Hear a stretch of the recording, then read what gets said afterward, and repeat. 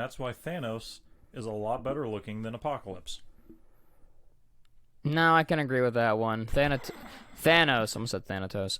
That's the Greek god of dead. Thanos, full on, he looks more like his counterpart, comic wise, than blank, marry or kill. Yeah, I'm gonna make this awkward for you, sir. So wait, who's the third option? Because we have. Oh yeah. Because you had Apocalypse. Because we have Apocalypse. Mr. Sinister. Not Doomsday. Doomsday. Okay. Yeah, no, because he's DC. Okay, fine. We're going Marvel only. Yeah, Marvel only. We should probably not respond to this on camera. Mike, on mic. I don't. I can't even think, man. Like I full on cannot think. Yeah, this episode's gonna be. I can already feel like this monthly. This supplemental, I think, is gonna be fucking weird. Yeah, because everything else we've done isn't weird to begin with. Welcome once again. I talked about cloacas at one point, I believe. Yeah. Yep. Welcome back to Reading Between the Lines with Tim and Tony. I just had a little burp there. I sound like I'm drunk. I am not. Yeah. Maybe not till 7 a.m. You don't know what's in here. Not till 7 a.m. And it's far from 7 a.m., thankfully.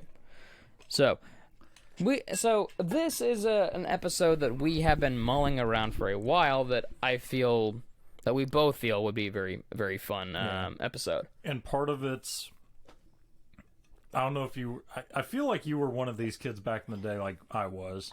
Did you used to make charts, like lists and ranks and stuff when you were a kid? Like your top 5 favorite like cars or your top 5 favorite, and you would just list them out just to list them? Not often, actually. Okay, I wasn't that kid. I didn't really have the quintessential favorite. You know what I mean? Like, I feel like this is making me feel bad now. Weird. Yeah. So literally, because I was a speed reader all through elementary, middle school, high school, everything. Still am to a degree. You got in trouble for reading in a class. I got in trouble for reading a book by a teacher, by a substitute teacher. Yeah. But I would make lists of like, Pokemon, Digimon were big back in the day. My top 5 favorite fire type Pokemon, and top 5 water. I would just make lists just cause. And then our mutual favorite podcast does a lot of drafts. Yes. So why not combine it with what our subjects usually are?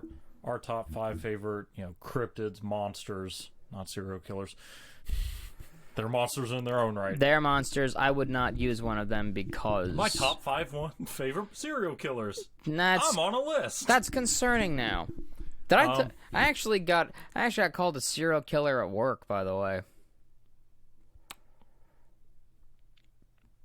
Yeah. You've got a little bit of Patrick Bateman to you. Yeah, I got called that, and then I immediately responded, and I moonlight as a cult leader. Specifically at Moonlight, because that's the best time to speak to our gods. Yep, absolutely. But yeah, why not do a drafts episode of cryptid creatures and spookies? Yeah, I like that. Yeah, this was all for it. And we have parameters. We actually do have parameters in this one. We have 5 topics. Yes. And 1 creature each. Yeah.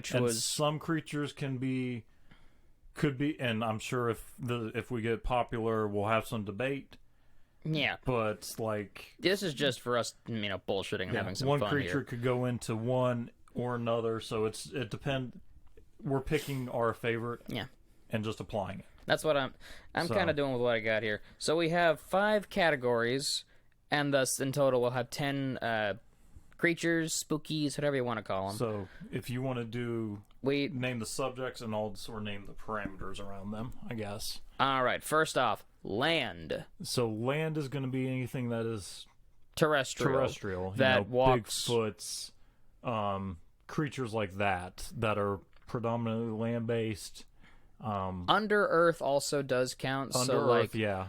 But they have to be land-based. So, our overlord, the lizard people from the center of the earth, obviously they're up for, nomination, clearly. All hail...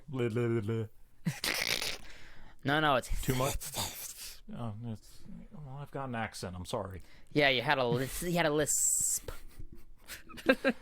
There's the weird part of the episode done. That's it. So that is our land. But yeah, any land-based creatures that are popularly known as, being seen on land. Now you witness on land. Yeah. Then the second one. Then our next category, water. So water is going to be any lake creatures, sea serpents, lake, ocean, anything, rivers, anything that is remotely water-based. So, krakens, champ, Nessie, all these sea creatures that are, traditional land-based. Next one, that is that one. Next one is air, which is usually... This is kind of the weird one. This is usually... I would argue this one qualifies for anything that has the ability to fly with wings. With wings. So, that is a particular, because... Jersey Devil. There's few of those. Yeah, Thunderbird. Any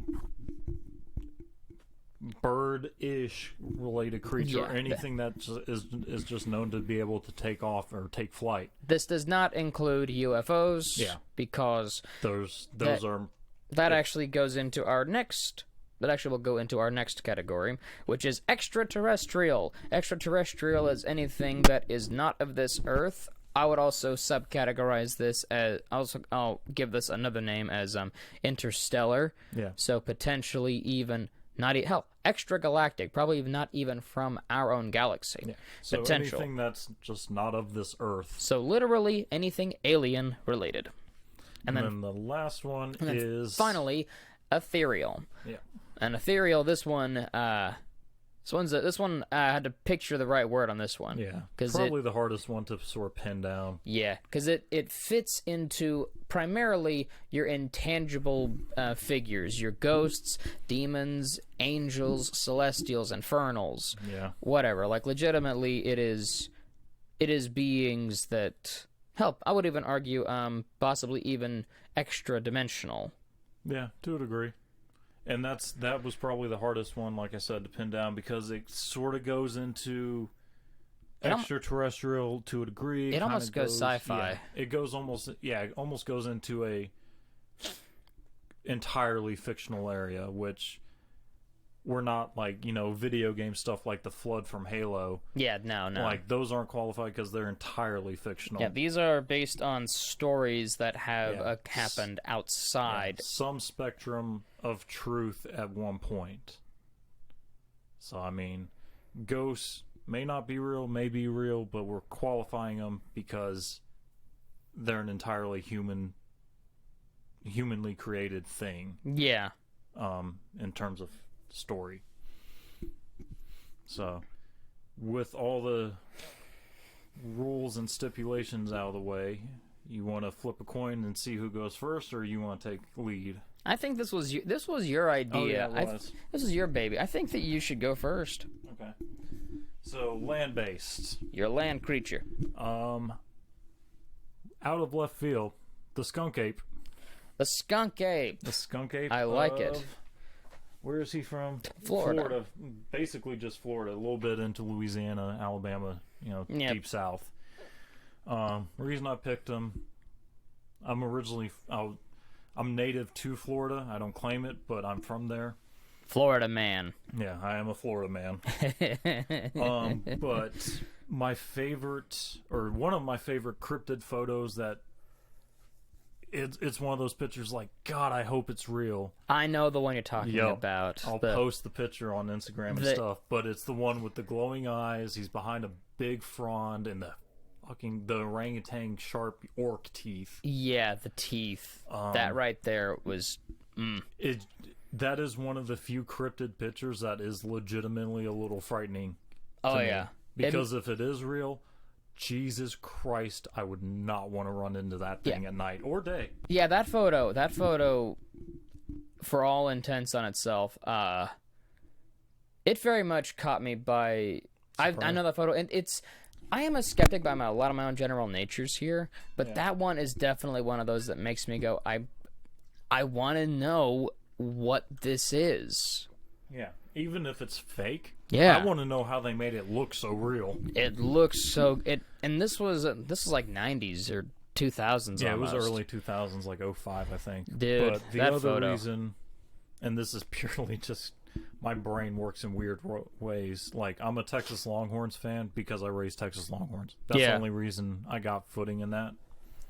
The biggest reason, besides the photo, is when I was in Florida going to tech school, I drove down to rode down on my motorcycle to Key West for a vacation and wanted to do it.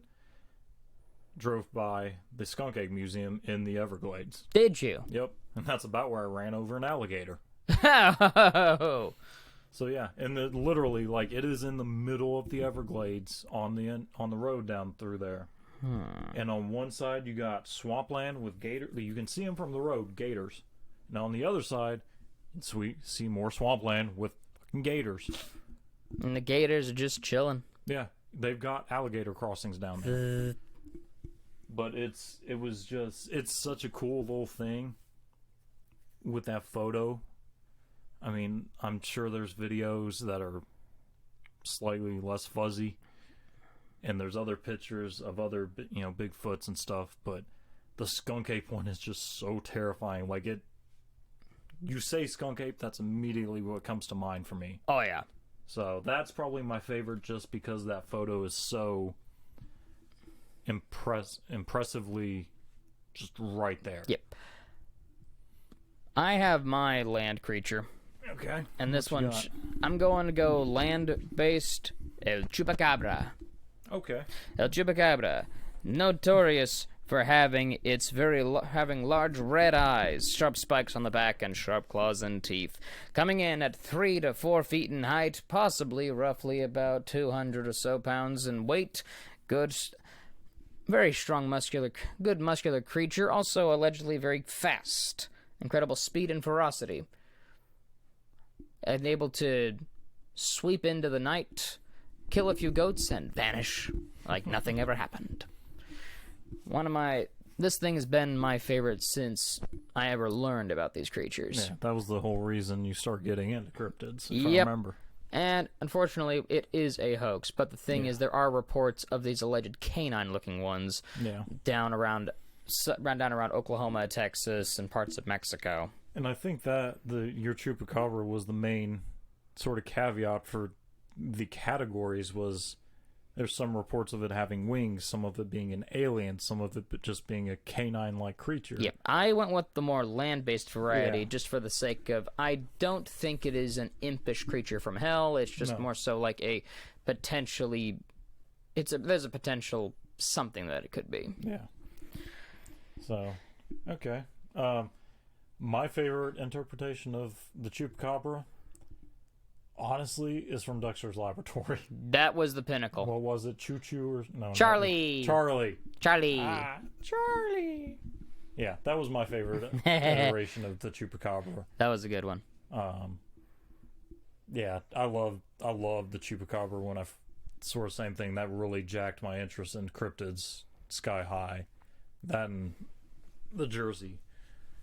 But nice pick. I like that one. I like that you went with the sort of canine mangy coyote one over all the other goofy. Sort of a mix. Yeah. So now we're going to water. So land and sea. Oh God, there's a few. Like Ogopogo comes to mind. The Kraken always is a classic. I think I gotta go with Nessie. Nessie is I think I gotta go with the OG. You gotta go with the OG lake monster. Yep. I gotta go with Her Majesty the Ness. Just because that's, again, the visual evidence, whether it be fake or real.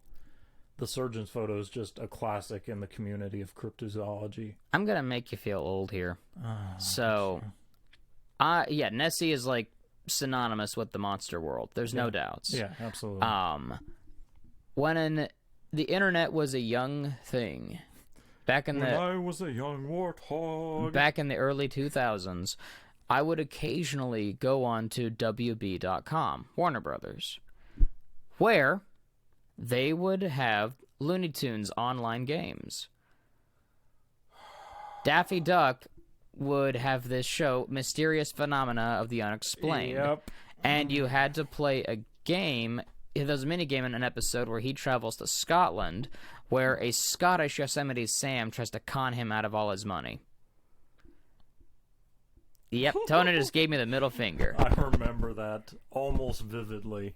Oh, yeah. I can see it. I can see it clearly, and I can see the flash animation level, like the slightly choppy animation. Yeah. Yeah, I think my reasoning for Nessie just being the OG, she spawned so many things. I mean, an entire culture was basically bred out of that one photo. Oh, yeah. Like, I dare say that Nessie is the reason cryptozoology exists as it is today. That wouldn't... I do agree with you on that one. So, I had to have a classic, and I love the Patterson-Gimlin film for Bigfoot, but Bigfoot almost, at this point, it seems like just a general species. So I wanted to get specific, and the skunk ape photo was just, if it's real, it is damning evidence. Oh, yeah. And if it's fake, it is amazing fake evidence. But, yeah, I went with Nessie just because lineage. Gotta have a heritage in there. My water creature. I'm gonna guess Kraken. You had it right. Okay. I mean, it shouldn't be surprised. The Kraken, a massive creature, allegedly the size of an island. In old reports, multiple arms and tentacles capable of taking down entire ships. 40 to 50 feet long at the smallest, some would consider.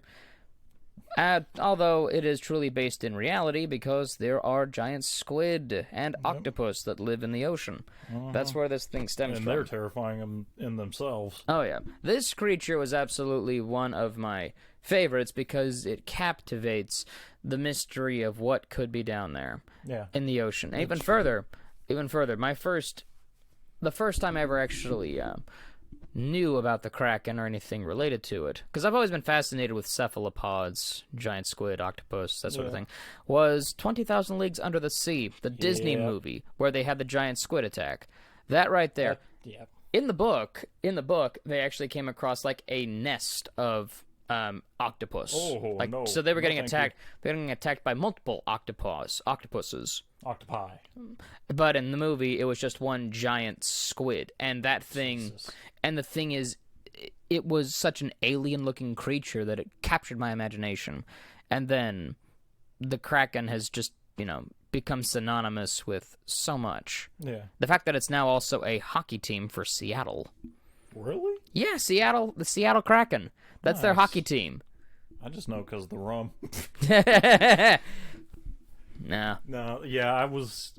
And also... I mean, one of Tim's first tattoos was of this skull with Kraken tentacles. Yep. For a storyline that we had created some years ago. Yeah, that was one of our little college projects. We had a whole steampunk pirate thing, and the flag was of a skull with Kraken tentacles coming out of it. Yep. So. And yeah, I had no reservations about what your water creature was going to be. No, and then of course one of the first official Krakens to appear is in Dead Man's Chest, Pirates of the Caribbean, which is such a it's my favorite movie out of the out of the OG trilogy. Yeah, very much my favorite of the. And then of course you got Qui-Gon Jinn saying "Release the Kraken." I'm not a. That Kraken was different. That Kraken. I don't like the new one. I like the old. Now this is a Clash of the Titans. If anybody is unfamiliar, the 1981 version. That one was good. That one because it was stop motion. It was it was done by hand. The CGI Kraken from 07, 08? 10. It was like 2010, I think. Oh. I was still in high school and I watched it. I was very disappointed because they made the mythology up a little different. I was like, this is dumb. Now stick to the script. Stick to the tablets. Now the OG runestones. Now the OG Clash of the Titans Kraken is my favorite. I actually got to see. The original mock-ups of the creature, at the museum at the Science Museum here up in Oklahoma City a few years ago, and because they were doing a Ray Harryhausen exhibit, because he didn't throw any of his stuff away, he kept it all, so most of it was there. It was so awesome. But that is my water boy. Water boy. And now mama said. And now we move on to air. I'm sure you can probably guess mine. It's got wings. It's from Jersey. Oh, Jersey Devil? Snooki. I mean, Jersey Devil. Jesus Christ! Oh, God. No, yeah, it's the Jersey Devil. That's my chupacabra. That is the reason I fell in love with cryptids. Was just the story it had was just so incredibly bonkers, creepy, and weird. Yeah. I'm surprised. I'm a little surprised you didn't pick Mothman. I would put him in my top 5, absolutely, for air creatures. For flyers, yeah. Yeah, for flyers, but no, Jersey Devils, yeah, absolutely. That'll do it. Yeah, just the whole story with the Leds family, and then just the bizarre ass description is just so. It's very on point. Yeah, I would have to argue. And then, the weirdness of the Pine Barrens itself. I mean, all the weird stuff that has happened in there. And it just being a big pine forest on the Jersey Shore. Yeah. It's just such a contradiction of what you think of all of that area. And then Jersey Devil is just nothing but weird things. That's par for the course. But yeah, Jersey Devil is just such a bizarre one. That was my first, outside of the surgeon's photo for Nessie, that was my first real big forte into cryptids. Yeah. And just that picture just drew me in. I'm very, very much, I'll self-admit I'm a visual person when it comes to that stuff, and seeing photos and pictures and drawings are just absolutely it for me. Oh, yeah. So, your airboy, I would say Mothman. Nope. But I don't think you'd. I feel like you have a curveball coming. I don't think you'd have picked this one. The Thunderbird. That's in my top 5, but yeah, I was not expecting Thunderbird. The Thunderbird is absolutely one of my favorites, primarily just because there are stories of people being picked up by gigantic birds. Yep. And even further, there's no definition on what the size of the Thunderbird is. I mean, could be massive, could be, just a very large bird. But it's a giant bird capable of creating thunder with wing flaps and shooting lightning out of its eyes in the more supernatural sense of things. Yeah. In quite a few native cultures, it is a symbol of power and strength, which is appropriate just given its a Thunderbird. Its ability to literally generate thunder. Yeah. But I remember, if I'm not mistaken, I actually recall a story when I was a kid. I was told this by somebody, and it's like, it's one of those, a person told me to then tell this, and then a grapevine. Story. But yeah, there was this apparently like up around my neck of my old hometown years ago. I'm talking like 30s, 40s, way back. Maybe keep saying way back like I'm not 32. Maybe even earlier than that. I don't know. But anyway. Dick. Well before I ever came into the mix, well before a lot of us came into the mix, there was this old woman who had said that when she was a little girl, she got picked up by a giant bird at one point. But again, that's not terrifying. No. She got she fell, she got dropped and everything.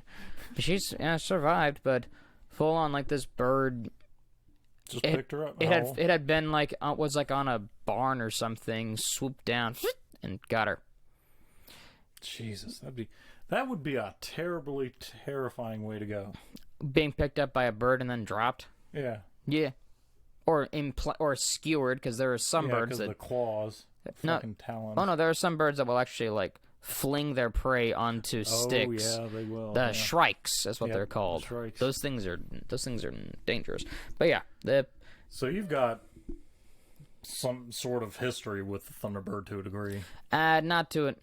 mostly like, you know, Yeah, story of a story. story of a story of a story from another person to another person. Like, they told this person. Yeah. That's cool, though. Yeah, Thunderbirds are... I know we've talked about it before, but... And I will give Native Americans props. The mythos and the religion and the creatures they have in their mythos are insane. Oh, yeah. The Wendigos, the Thunderbirds, the Deer Woman, all these insanely terrifying creatures. Mm-hmm. It is no wonder that they stick to their guns on something. But the Skinwalkers?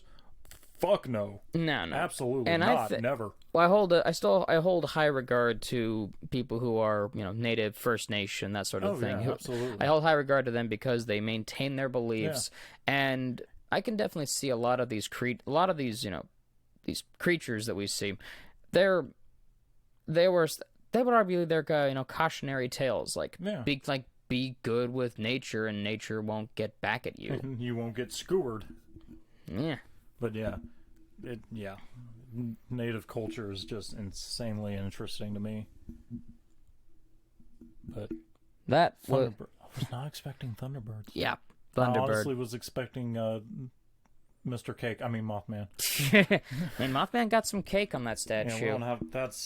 I feel weird talking about that. They actually. I don't want to hear it. We recently had the eclipse and everything.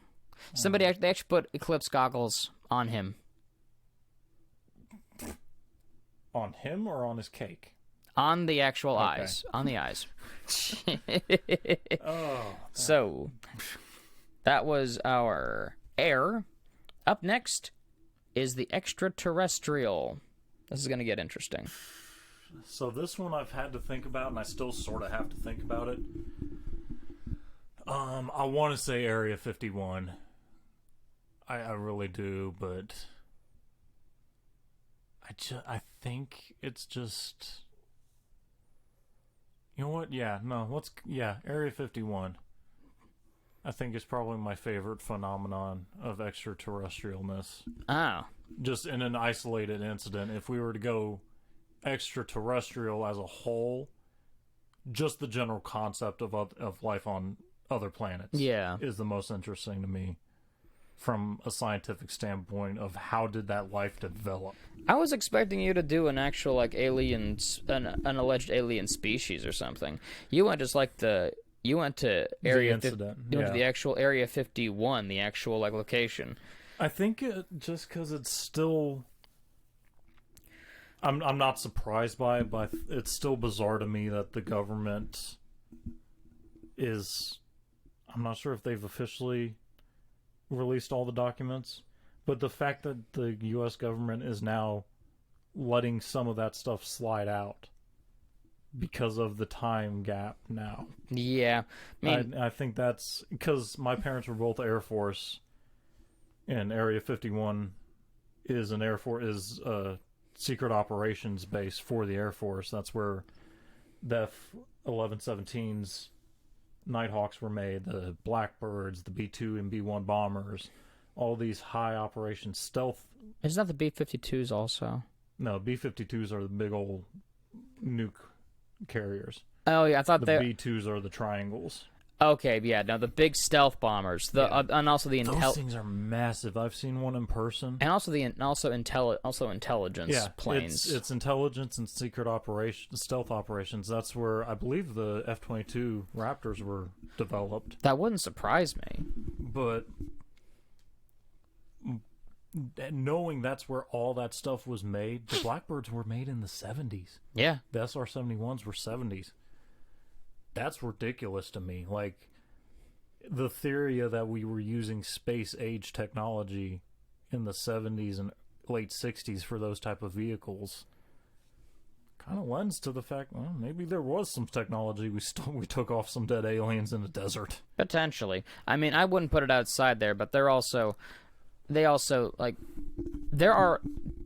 gates too. There are gates to Area 51. Oh yeah. But they are under heavy surveillance. Like I've seen photos and video where people drive by and there are trucks, several yards away, over a hilltop just watching. Yeah. And that's their job. Yeah, and they're not just sitting there with their thumbs up their butts. Oh, no. They've got weapons. They are ready to... But... And then even further is that anything at the Air Force base, at the base that is Air 51, it's very inward. Like, it's not... Yeah, it is nowhere near the borderline. You cannot see it from the... You cannot see it from the road. And that's just a sidestep on this. That Naruto run that people were going to do to rush Area 50. Like, that would have been hilarious.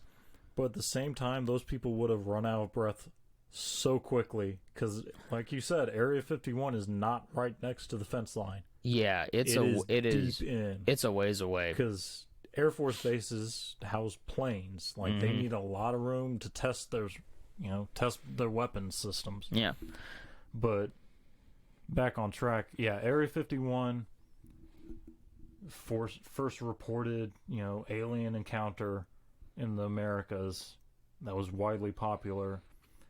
And then 20 years later, we've got the Blackbird. Yeah. And the Night, all these insanely cool. These are my favorite planes too, by the way. All these stealth operation vehicles that are just unlike anything else we'd ever developed to that point. Yeah. Like, I was obsessed with the Blackbirds for a while, constantly reading about them. I really want to do an episode over Area 51 because I'm sure we will. We would have a lot of fun with that one. But the Blackbird pilots, one of them said at one point, if pardon me, I think one of the engines got compromised, like something got hit or sucked into it, something happened to it, and he was being chased by a Soviet missile. Yeah. No. Blackbird had a busted engine. One of the engines was going out. Mm-hmm. He had 2 Russian MiG pilots behind him, trailing him. Yep. And they were going to shoot him down. And the Blackbird pilot just increased the jet's thrust. Jeez. That's how they didn't engage, because the Blackbird's a surveillance vehicle. Yeah. It just hauled ass. It outran. And the Blackbirds are just, they're a high speed vehicle. And the best way to pilot those is at top speed. Jeez. So you have to be tested on that thing. Yeah, they get the SR-71 Blackbird pilots, I believe, get tested like astronauts because they're high altitude. Yeah. That's how they get. It's a surveillance plane. Yeah. That's why they were made, because it was also during the Cold War. Yeah. Got to keep an eye on Russia. Yeah, just because of not my military background personally, but my raising around a military background, with my parents both being Air Force. Yeah. It hits home for me because it's a really cool base. I'd love to go visit, but at the same time, that's where we encountered the aliens, and now there's actual documentation that we might have actually met some fucking aliens. Yeah. So I just find it interesting. I think it's because of the time frame we're in now. Yeah. Is why I like Area 51 for my extraterrestrial stuff. That's an odd take. I didn't expect a place. I didn't expect a location. Yeah. I actually was expecting you to say something. I say pick a species. Specific, yeah. I'm actually going to go specific. I am going with the Greys. The gray alien. The standard. The classic gray alien. Primarily just because is that they are a unique creature. Now, we hear little green men, little gray men. It's like same thing. Same figure, so to speak. Yeah. They little gray men from Mars. Yep. I wouldn't think they're from Mars though, because many people consider the gray aliens to be Zeta Reticulans, is what they call them. Okay. Zeta Reticuli is up in space. Is a specific location up that way, and people believe that these specific extraterrestrial beings are from that area. Okay. They're usually everybody. They're your generic, alien, 4 feet, 3-4 feet tall, large round head, no hair, gray skin, large eyes. Destroy all humans. Yeah, essentially. Long fingers without nails somehow. Either mouth or no mouth, it just depends. Yeah. And even funny enough, and this is a episode we could easily break into, the idea of the specific alien type, it didn't make the American imagination until Barney and Betty Hill incident. The incident where this interracial couple, they thought that they were abducted by aliens and had the whole bunch of stuff happen. This is back in the 60s too. Yeah. So these aliens are also mysterious and technologically advanced, possibly seeing us as test subjects, like how we see animals as test subjects for certain things. Yep. They're even possibly telepathic. Again, we don't know anything about them. Well, I mean, the little gray alien, like I said, the Destroy All Human game series, Cryptosporidium, was the main character. Little gray alien. You said that name without hesitation. I don't know why. That's impressive. All right. With Orthopox as his buddy, yes. Yep. In fact, I would be Orthopox and you would be Cryptosporidium. Our voices are down point to it. But I mean, yeah, the little gray alien, the little green or gray men, is just such. That is American as apple pie and baseball to me. Oh yeah, no, because it came from that era. Oh, even further. I got back into watching the X-Files a while back, and their primary focus is those very aliens. I mean, those are the ones that allegedly came from Roswell. Yep. Yeah, and I mean that's when you say aliens or UFOs. That's I'd almost bet money that's what comes to anyone's mind. Is a little 3-4 foot tall gray guy. Yeah. With I found home kind of fingers. Now that was our extraterrestrial. We now have our last one. I'll let you take this one unless you have a big story, because I have a story at the end of mine. Ethereal. I think this is more so just because this one stems mass hysteria. Spring Hill Jack. Okay. I would argue on this one that an ethereal being, so to speak, because mass hysteria, there was no ability to capture him, or there was no way to properly capture the figure, and plus the thing. And plus, I think it was legitimately people just freaking out about seeing what they thought they saw when they didn't see anything. So your lineup is the Kraken, Spring Hill Jack, little green guys from Mars. Yep. Thunderbird. And the Thunderbird. That's it. And Chupacabra. Yep. Chupacabra, Kraken, nice Thunderbird, Greys, and then Spring Hill Jack. All right. Well, since we're getting pretty much to the end, I will end mine with my final draft member and the story behind why it's my favorite. Bloody Mary. Oh my! The mirror thing, three times in the mirror with the door shut in the bathroom and the lights off. And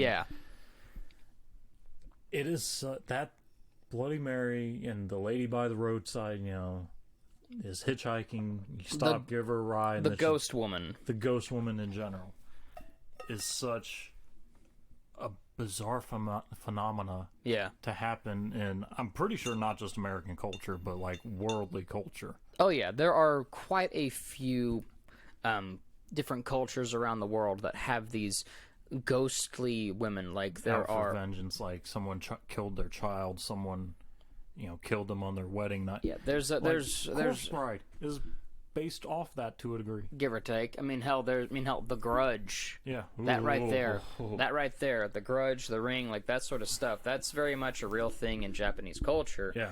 Then there's various Korean creatures, Vietnamese, legitimately the angry woman spirit that has been wronged, either killed by a lover. La Llorona is another good example. She's a terrifying one. So, the reasoning behind Bloody Mary. Yes. I'm pretty goddamn sure I've seen it. I'm sorry. was a long time ago, and I was How old were you? 8, 9, 10, somewhere in that range. All right, you were. So, back in the day, memories probably skewed, been, fantasized on, exaggerated to a degree. But like I said, when my parents were in the military, Yeah. when I was too young to stay at home by myself, my mom would drop me off at the daycare center that we had on base here local. And it wasn't just me, obviously. There were a bunch of other kids there. And I got to be friends with these two kids. One's name was Jimmy, the other's name was Louis. Damn it, Jimmy. Damn it, Jimmy. And Jimmy was... Well, you've met my friend Jared. Looked a lot like him, if I remember correctly. Yes. Big old country boy kind of look at 9 years old. But we started talking about... I brought that Bigfoot guide. Yeah. I brought that one day with me to read, and they were I started getting them into it. And one of them said something about this Bloody Mary thing. I'd never heard about it. I was like, what? And they told me the whole premise of, you say her name in the bathroom with the lights off and the door shut. You say her name and you I'm the one that killed your son or your child or something. Ugh. And she comes out, or she appears in the mirror, and if she touches you or something, you'll actually get the claw marks on your face or whatever. Yeah, creepy as shit. Yeah, no, I'm getting goosebumps over here. Yeah, imagine how I'm feeling retelling this, because in my head it happened. But we're like, oh, we should do typical kid stuff. We should do this. Trying some in Bloody Mary. And we got a couple other guys, and we told them this, the whole thing. There were 6 of us, just 8, 9-year-old, 10-year-old little boys, all went into the bathroom at the same time. We all held hands because we were all terrified. And we started saying it, and I had Louis on my left side and Jimmy on my right, and the rest of the guys were on further down the chain. And we all said it in perfect unison. To this day, it isn't still in my memory. We see this dark red, blood red, almost hair that's wet and just that look. White, dirty white outfit, gown, something.